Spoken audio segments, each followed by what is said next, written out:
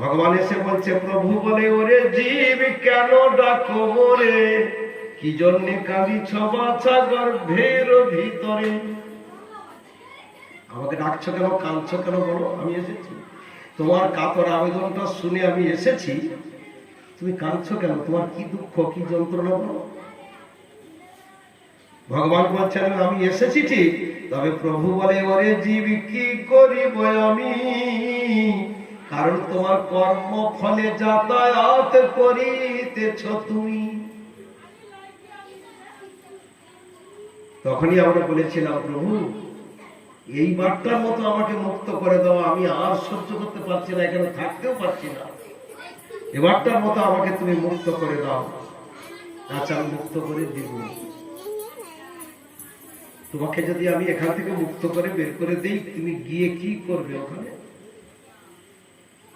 তখনই বলেছিলাম, ভগবান মানে কষ্টটা কিরকম পাচ্ছি, সেই কষ্টটা পেয়ে ভগবানের কাছে বলেছিলাম।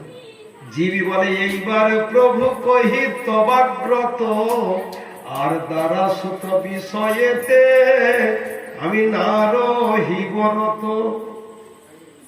আর আমি এবারে গেলে না ওই পুত্র কন্যা, ওই সম্পত্তির টাকা এইসব নিয়ে ব্যস্ত থাকবো না। কি করবে না, তুমি যা কিছু দিয়েছো সব তো তোমারই দান, চোখ মুখ নাক কান হাত পা, আমার তো কিচ্ছু নেই।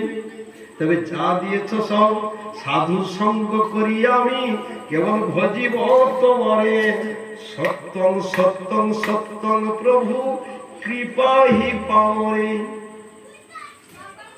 আর আমি ওসব করবো না। যা যন্ত্রণা পাচ্ছি, একজনের তো খুব পেটের যন্ত্রণা আমার গ্রামে,